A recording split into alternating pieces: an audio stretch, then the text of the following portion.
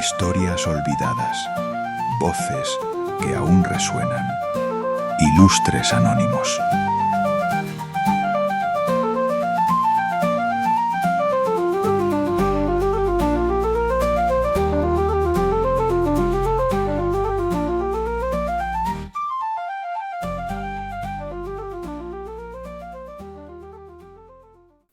Imagina esto. Estás en una celda. No es especialmente fría, no especialmente oscura. Tienes amigos que te visitan, que te traen comida, que te hablan. Tienes libros, si los quieres, y tienes tiempo. Y tienes también una salida. La puerta, literalmente, puede abrirse. Hay dinero, hay contactos, hay personas que han movido hilos, que han llamado a quien había que llamar, que han preparado un plan que funciona. Todo está listo. Solo necesitas decir que sí. Al otro lado de esa puerta hay ciudades que te recibirían con los brazos abiertos. Hay tierra suficiente para vivir, para hablar, para pensar, para seguir siendo quien eres. Quizás durante años, quizás décadas. Y sin embargo, no te mueves.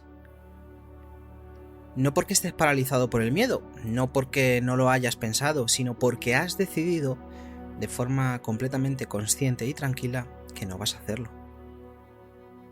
Eso es lo que hizo Sócrates. Y hoy vamos a intentar entender por qué. Hay preguntas que parecen tener una respuesta fácil hasta que te sientas a pensar en ellas de verdad. Porque alguien acepta una muerte que puede evitar. Podríamos decir porque era valiente. Podríamos decir porque tenía principios. Podríamos decir porque era un filósofo y los filósofos son así. Pero esas respuestas son demasiado cómodas. Son respuestas que nos permiten admirar a alguien desde la distancia, apuntarle con el dedo y decir qué hombre tan extraordinario y seguir con nuestra vida sin que nada nos roce. Y Sócrates, precisamente, era el tipo de persona que no quería que hicieras eso. Lo que vamos a explorar hoy no es una lección de filosofía, es una historia. La historia de un hombre que tuvo la opción de escapar, que lo discutió con sus amigos, que lo pensó profundamente y que al final dijo no. Y la pregunta que nos vamos a hacer no es si tenía razón. La pregunta es, ¿lo entendemos? ¿Entendemos por qué alguien puede llegar al punto en que morir le parece más coherente que vivir? Y luego quizás una pregunta más incómoda. ¿Nosotros lo habríamos hecho? Yo no tengo la respuesta, pero creo que merece la pena buscarla. Dicho todo esto, empecemos.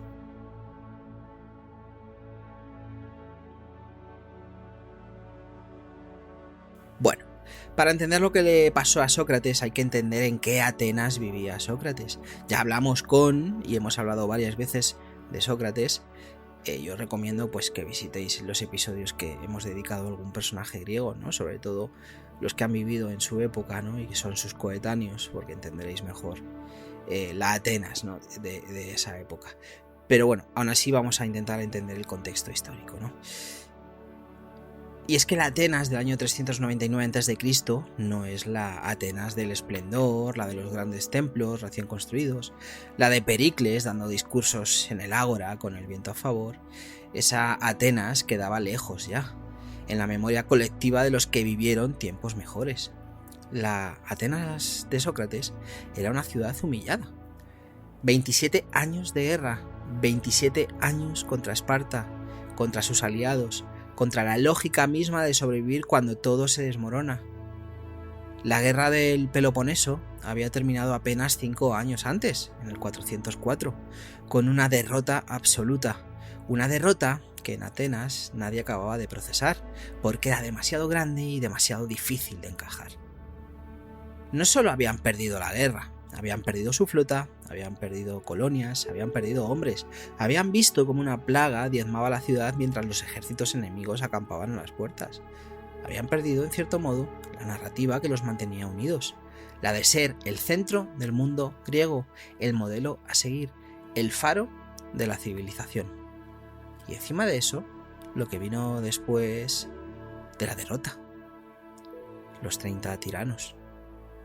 Una oligarquía impuesta con la ayuda de Esparta, que gobernó Atenas durante poco más de un año. Pero eso sí, un año brutal. Ejecuciones, confiscaciones, exilio forzado de miles de ciudadanos. Un régimen que no fue largo, pero fue suficientemente violento como para dejar huella, como para que la gente recordara durante décadas que había una línea antes y después. Cuando la democracia se restauró en el 403, vuelvo a decirlo, estábamos hablando del 404, hemos pasado al 403 porque los años antes de van al revés. Bueno, pues de nuevo, cuando la democracia se restauró en el 403, lo hizo con el peso enorme de tener que funcionar después de todo eso. De tener que gobernar una ciudad exhausta, dividida, desconfiada. Una ciudad que buscaba respuestas y que, como suele pasar en esos momentos, también buscaba culpables. Y aquí es donde empieza a aparecer Sócrates, por mucho que nos sorprenda. No de golpe, no dramáticamente.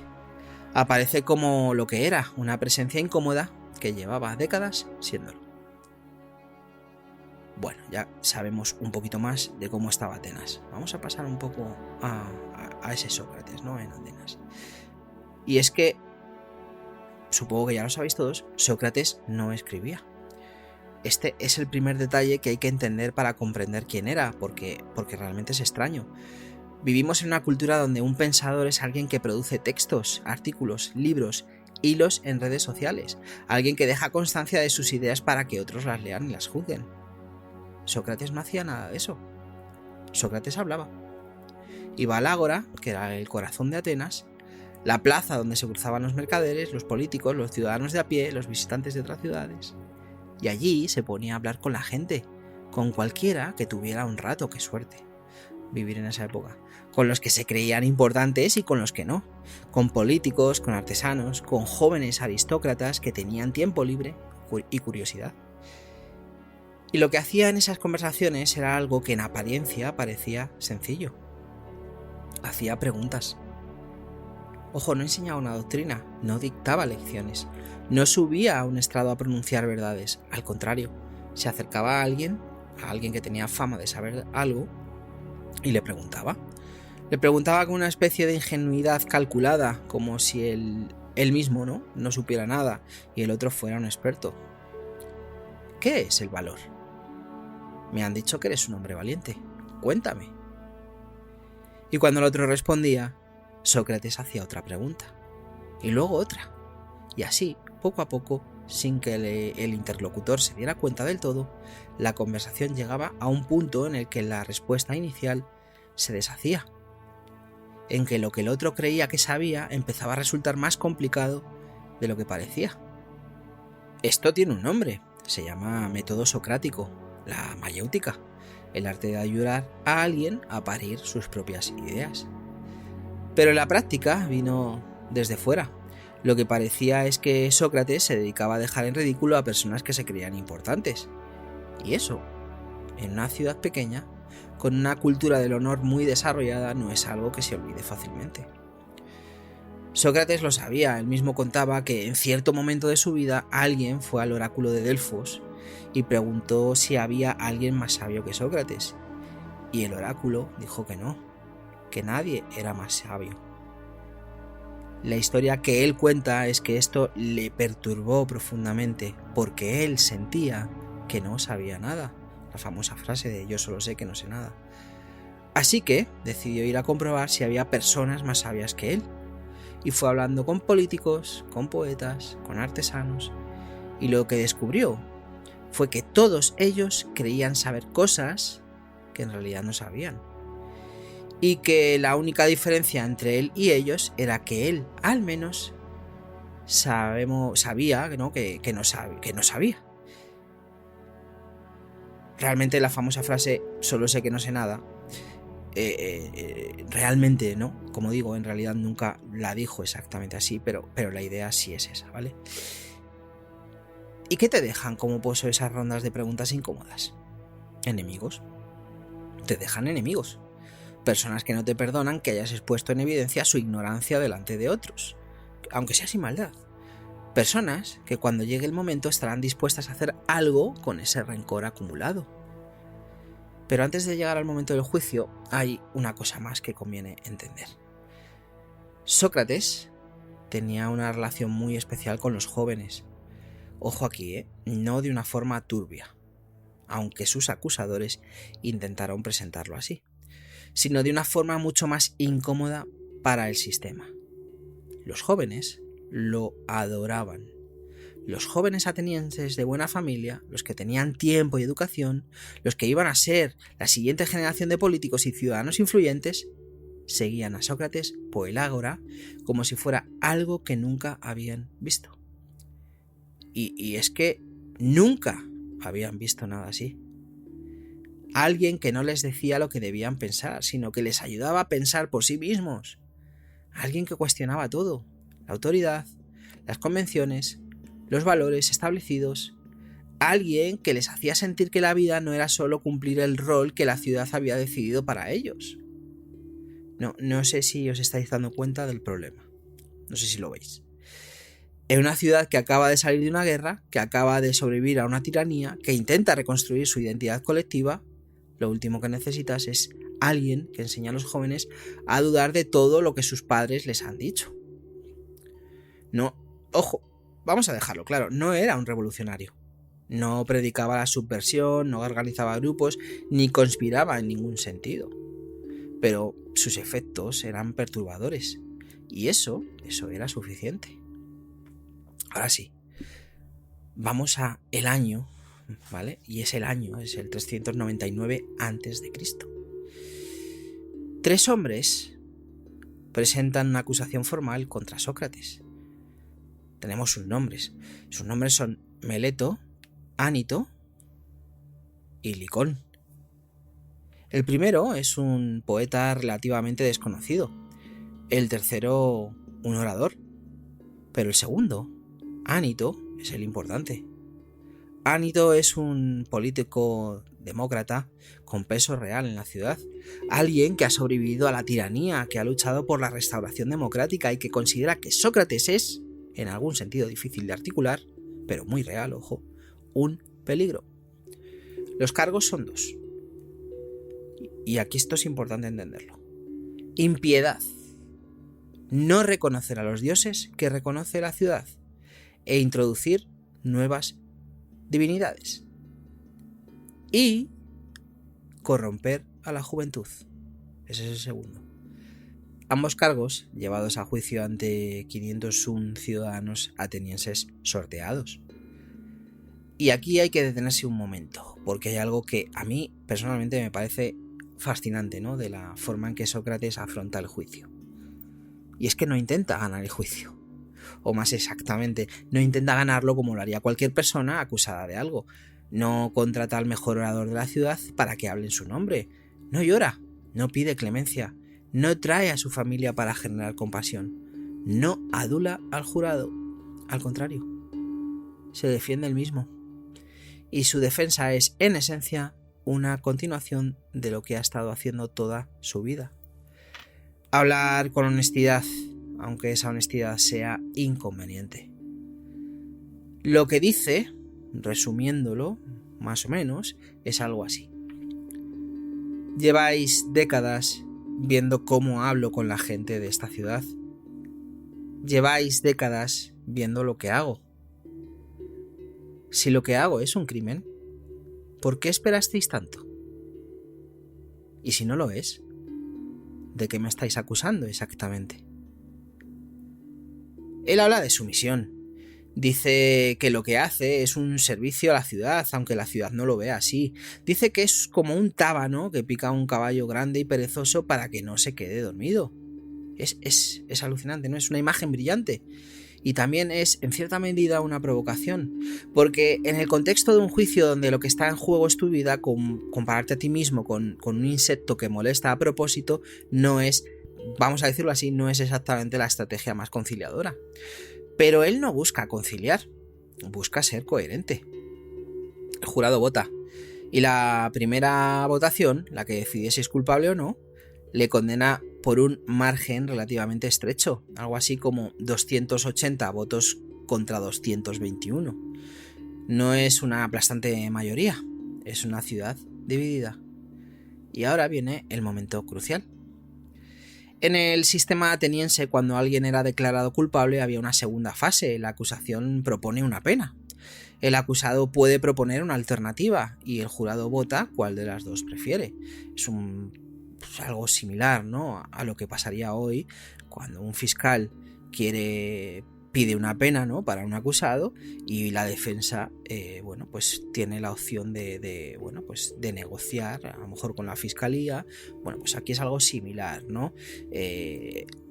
La acusación propone una pena y el acusado, en este caso Sócrates, propone una alternativa. El jurado vota una de las dos y ya está, ¿no? Bueno, la acusación en este caso pide la muerte y Sócrates tiene la oportunidad de proponer algo diferente. Y te estarás preguntando, ¿y qué propone? Bueno, primero, con una ironía que solo él podía permitirse, sugiere que lo que merece es ser honrado públicamente y recibir comida gratis, ¿no?, de por vida en el Pritaneo, que era el honor que se concedía a los atletas olímpicos. Que si su crimen es haber intentado hacer mejores a los ciudadanos de Atenas, quizás el castigo debería ser un reconocimiento. ¿Qué pasa? Que el jurado no aprecia la broma. Luego, presionado por sus amigos, propone una multa, una cantidad de dinero que sus amigos están dispuestos a pagar. Pero ya es tarde, el jurado está irritado, se sienten ridiculizados y en la segunda votación el margen a favor de la muerte es mayor que en la primera. Y es que Sócrates consigue algo que muy pocos acusados logran: hacer que más personas voten por su ejecución después de escucharle que antes. ¿Fue un error? ¿Fue una elección? Yo sinceramente creo que fue una elección. Pues ese es más o menos el juicio, ¿no? Vamos a hablar de esta condena, ¿no? Y es que después del juicio, Sócrates dirige unas últimas palabras al jurado. Y aquí también hay algo extraordinario. No hay amargura, no hay desesperación. Hay, si acaso, una especie de serenidad casi irritante. Les dice a los que votaron por su muerte que lo que han hecho no le perjudica tanto como creen, que no pueden perjudicarle de verdad, que hay cosas que están más allá de lo que un juicio puede tocar. Y les dice que si creen que matándole van a librarse de las preguntas que él hacía, están muy equivocados, que vendrán otros, que siempre habrá alguien que haga preguntas, y gracias a Dios es así. Si creéis que con esto conseguiréis silencio, os equivocáis. No es así como se consigue el silencio. Y luego hay algo que a mí aún me parece más llamativo, ¿no? No se va corriendo, no desaparece. Vuelve a la cárcel, tranquilamente, a esperar lo que viene. Porque hay una espera. En esos días había zarpado hacia la isla de Delos un barco sagrado en una misión religiosa, y la ley ateniense prohibía las ejecuciones mientras ese barco estuviera en un viaje. Era una forma de mantener la ciudad ritualmente pura durante ese tiempo. El barco tardó aproximadamente 30 días en volver. 30 días en los que Sócrates estuvo en la cárcel. 30 días en los que sus amigos podían visitarle, en los que podían hablar con él, en los que si lo hubieran intentado de verdad, habrían tenido tiempo más que suficiente para organizarse. Y de hecho, eso es exactamente lo que hicieron. Vámonos a la cárcel, ¿no? Esta es la parte que menos se cuenta cuando se suele hablar de Sócrates, ¿no? Y es quizás la más humana de todo este episodio. Bueno, una mañana, antes del amanecer, uno de sus amigos más cercanos entra en la celda. Se llama Critón. Es un hombre mayor, rico, de buena familia. Ha sido amigo de Sócrates durante toda la vida y viene con algo que no es solo una visita de cortesía. Viene con un plan. El plan es real, no es una fantasía. Critón tiene el dinero para sobornar a los guardias. Tiene contactos en ciudades amigas. Sabe exactamente a dónde podría ir Sócrates, quién lo recibiría, cómo podría vivir. Ha hecho los cálculos, ha movido las piezas. Y ahora solo necesita que Sócrates diga sí. La conversación entre los dos hombres es uno de los textos más fascinantes que nos ha llegado de la antigüedad. Esto lo recoge Platón en un diálogo breve llamado precisamente Critón. Y aunque no podemos saber exactamente con exactitud cuánto de lo que está escrito ahí es fiel a lo que realmente se dijo, la esencia sí parece auténtica. Critón le argumenta a Sócrates que tiene una obligación, que hay personas que le quieren, que tiene hijos pequeños que necesitan un padre, que si muere por no haber hecho nada para salvarle, estará abandonando a los que dependen de él. Y que además, la gente hablará, que la gente dirá que sus amigos no hicieron suficiente para salvarle. Si os dais cuenta, esto último es bastante llamativo, ¿a que sí? Es que una de las razones, ¿no? O que una de las razones que está dando Critón para escapar es lo que dirá la gente, ¿no? El qué dirán. Y Sócrates, como habitualmente con toda la paciencia del mundo, empieza a responderle. Lo que viene a decir es que no le importa lo que la gente piense, que nunca le ha importado y que no va a empezar a importarle ahora, que las opiniones de los muchos no son una guía fiable para lo que está bien o mal, que lo que importa es la opinión de los que entienden, no la de los que solo reaccionan. Critón insiste. Y entonces Sócrates hace algo que es muy propio de él. En lugar de responder directamente, crea una especie de ficción mental, ¿no? Imagina que las leyes de Atenas vienen a hablar con él y les da voz. ¿Qué le dirían las leyes? Bueno, vamos a hacer el ejercicio. Le dirían más o menos esto. Sócrates, llevamos toda tu vida cuidándote. Hicimos posible que tus padres se casaran. Hicimos posible que nacieras, que te educaras, que vivieras en esta ciudad. Te dimos todo lo que tienes y nunca te obligamos a quedarte. Podías haberte ido en cualquier momento, pero no lo hiciste, te quedaste, y al quedarte, estableciste un acuerdo con nosotros. Un acuerdo tácito, pero real, que respetarías nuestras decisiones, incluso cuando no te gustaran. ¿Y ahora? ¿Por qué una de estas decisiones te resulta desfavorable? ¿Pretendes romper ese acuerdo? ¿Qué pasaría si todos hicieran lo mismo? Si cada condenado pudiera decidir si obedece o no según su conveniencia. ¿Qué quedaría de las leyes? ¿Qué quedaría de la ciudad? Este argumento, el de la obligación cívica, el del contrato implícito, no es solo filosófico, es profundamente político. Y es también un argumento que podemos discutir, que de hecho deberíamos discutir, porque, ojo, tiene grietas, porque depende de muchas cosas que no son tan simples como las leyes le hacen parecer. Pero lo que importa, por ahora, es que Sócrates lo dice en serio. No es una postura. No es una actuación para sus discípulos, es lo que genuinamente piensa. Y hay algo más, algo que quizás sea lo más importante de todo. En algún punto de la conversación, Sócrates le dice a Critón algo así. He dedicado mi vida entera a decir que hay cosas más importantes que vivir, que la justicia importa más que la supervivencia, que la coherencia importa más que la comodidad. ¿Y ahora voy a negarme a mí mismo solo porque mi vida está en juego? Esto es lo que me rompe el esquema. A mí, personalmente, siempre que pienso en ello. No es heroísmo fácil. Es algo muchísimo más complicado. ¿Seguirías siendo tú si cruzas esa puerta? Bueno, el barco regresa. La ejecución se fija para el día siguiente. Sus amigos llegan a la celda. Platón estaba allí, aunque dice en sus escritos que cayó enfermo y no pudo presenciar los últimos momentos. Pero otros sí estaban. Fedón, que luego daría nombre al diálogo donde se narra todo esto, Cebes, Simias y Critón, que no se ha rendido del todo, es lógico, son sus amigos. Lo que describe Platón en el Fedón es una de las escenas más extrañas de la historia. Sócrates está tranquilo, no solo tranquilo, casi alegre. Sigue hablando, sigue haciendo preguntas, sigue siendo en sus últimas horas exactamente quien ha sido siempre. Sus amigos, en cambio, están destrozados. Hay un momento en el diálogo en que algunos rompen a llorar y Sócrates les pide que se controlen. Les dice, con una mezcla de ternura y firmeza, que no ha invitado a mujeres a la celda precisamente para evitar ese tipo de escenas. Y entended la época que es, que nadie se me ofenda con esto.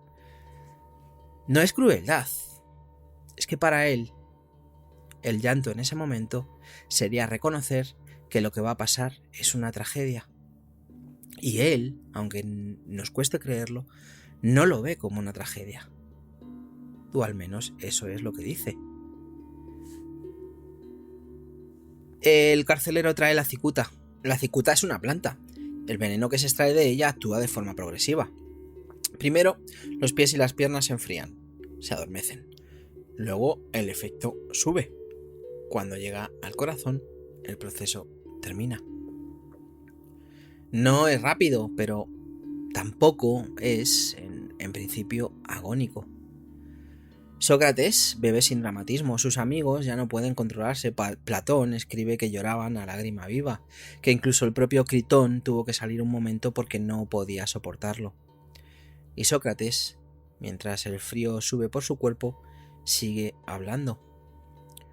Sus últimas palabras, también famosas, según Platón, son estas. Critón, le debemos un gallo a Asclepio, encárgate de pagarlo y no lo olvidéis. Para quien no lo sepa, Asclepio era el dios de la medicina. Ofrecerle un gallo era el gesto que hacían los enfermos cuando se curaban. ¿Por qué diría esto, no? Sócrates al morir. Bueno, hay muchas interpretaciones. Una de las más frecuentes es que quizás veía la muerte como una curación, como el final de algo que él consideraba una enfermedad. La vida encadenada al cuerpo, a las ilusiones, a las limitaciones de existir en el mundo físico. Pero realmente no sabemos con certeza qué quería decir. Y quizá eso también es parte de ese mensaje. Bueno, hay una versión de esa historia, o de esta historia, que es muy cómoda. La versión cómoda dice: Sócrates era un mártir, un héroe, un hombre de principios que murió por sus ideas, una figura noble que la historia ha consagrado con razón. Bueno, vale, esa versión existe y tiene algo de verdad. Pero, y ya me conocéis, a mí me gusta mucho Sócrates, me encanta Sócrates, me encanta la mayéutica, me encanta el método socrático. Pero vuelvo a decirlo, creo que no es la historia completa. Porque si te quedas con esa versión, con la del mártir noble, te pierdes lo más interesante. Y lo más interesante no es que Sócrates muriera por sus ideas. Lo más interesante es que no se murió a pesar de poder escapar.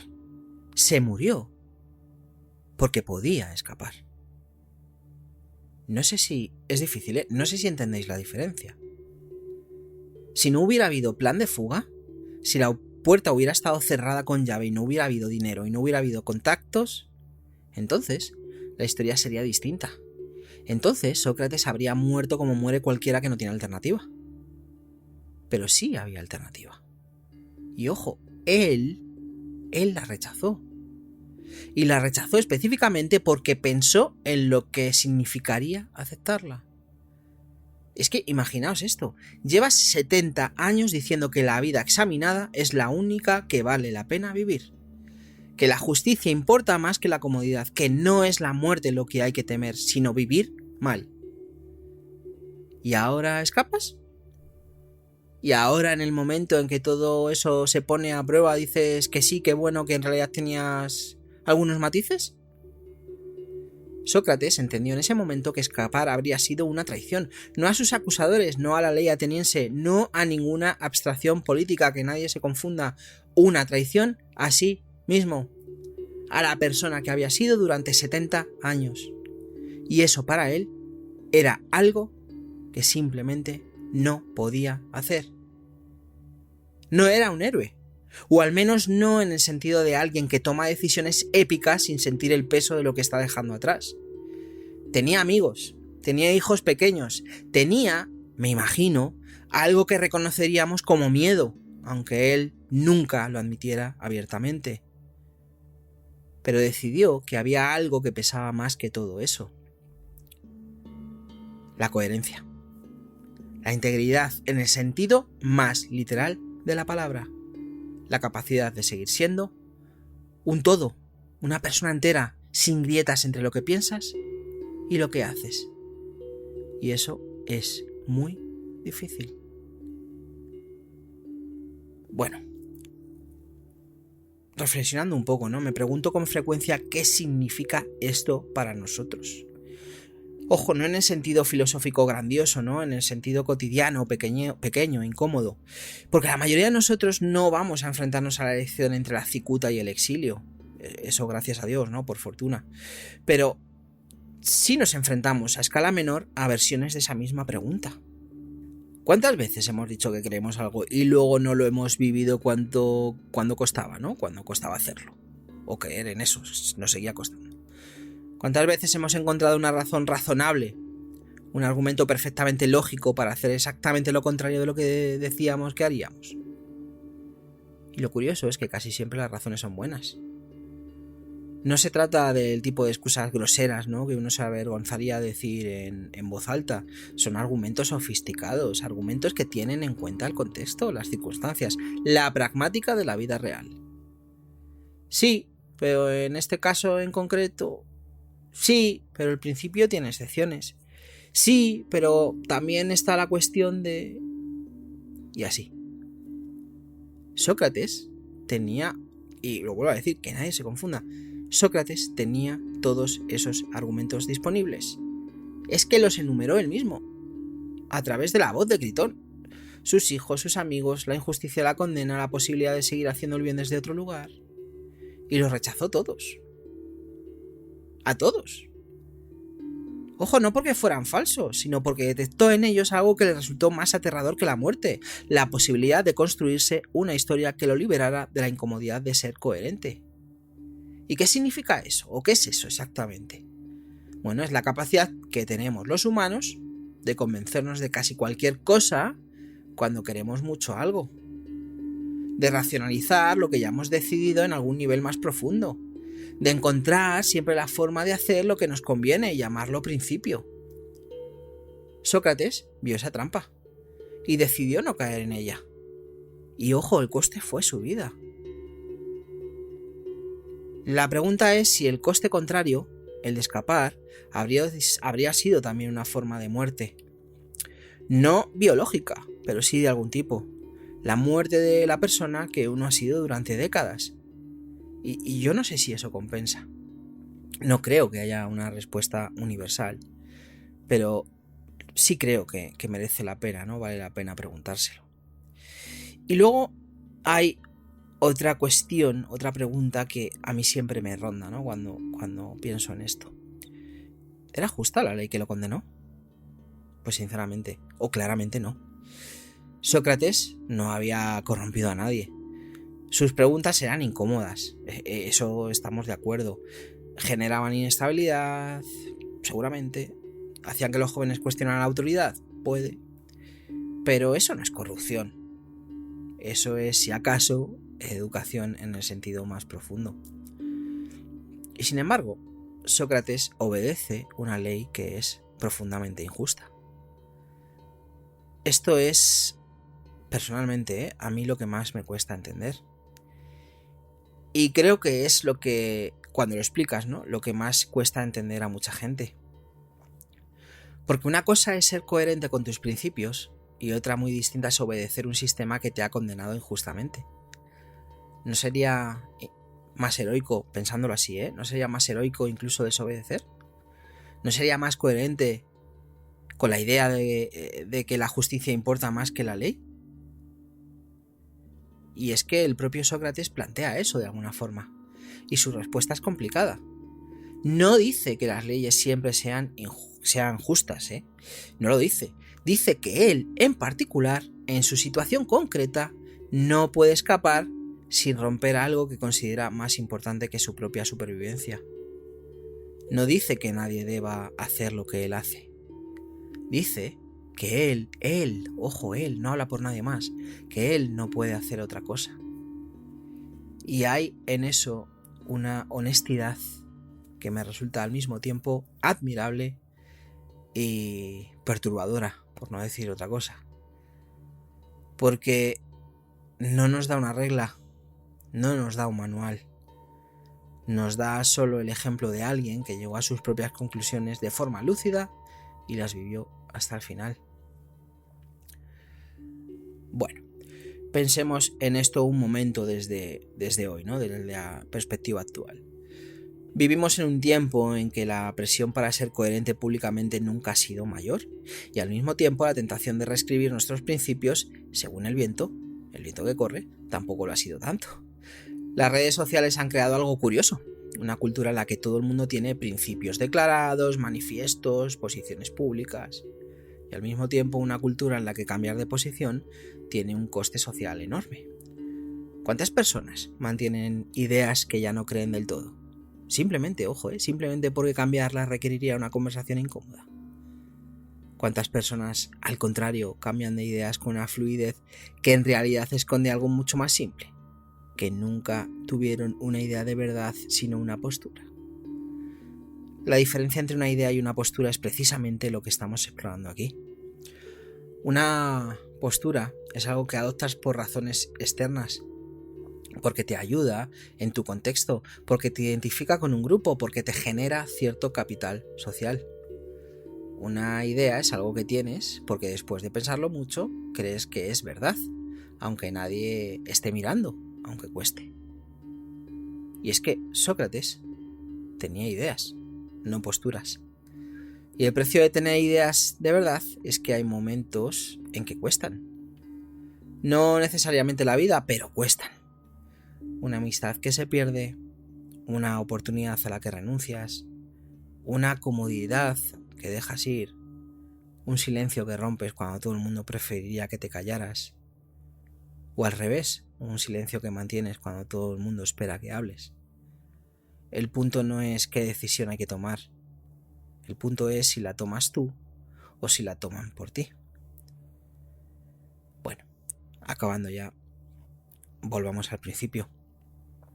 Un hombre en una celda, una puerta que puede abrirse, un amigo que tiene el dinero, los contactos, el plan y la decisión de no moverse. Yo he pensado bastante, ¿no? en qué habría hecho yo mismo, ¿no? Y la respuesta honesta, como siempre, es que no lo sé. Y creo que esa es la respuesta correcta. Porque si lo supiera con certeza, probablemente significaría que no lo he pensado de verdad. Que me he quedado en la superficie cómoda, ¿no? De admirar a Sócrates como le admiro desde la distancia, como una figura de bronce en un pedestal que no tiene nada que ver conmigo. Pero si de verdad me lo pregunto, si de verdad intento imaginar la celda, la oscuridad antes del amanecer, el plan de Critón sobre la mesa, mis hijos en algún lugar de la ciudad, pues no sé qué habría hecho. Y quizás eso sea lo que Sócrates quería. No que le imitemos, no que bebamos la cicuta metafórica en cada momento de nuestra vida, sino que nos hagamos la pregunta: ¿hasta dónde llegan mis convicciones cuando cuestan de verdad? ¿Hay algo en lo que creo tan profundamente que lo mantendría aunque me costara todo? ¿O mis principios son en el fondo principios de buen tiempo? Principios que sostengo mientras no hay que pagar nada por ellos. No hay respuesta correcta, no la hay. O si la hay, cada uno tiene que encontrarla por sí mismo. Lo que sí hay es una historia, la de un hombre que se lo preguntó de verdad y que cuando llegó el momento de responder, no se mintió. Sócrates murió en el año 399 a.C. No murió porque no pudiera escapar. Murió porque decidió que escapar significaba perder algo que le importaba más que vivir.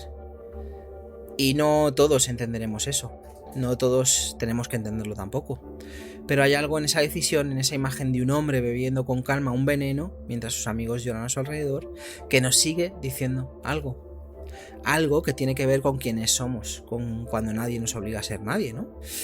¿Con qué hacemos cuando tenemos la opción de elegir? ¿Con qué tipo de vida queremos vivir y si estamos dispuestos a pagar el precio de esa elección cuando se presenta?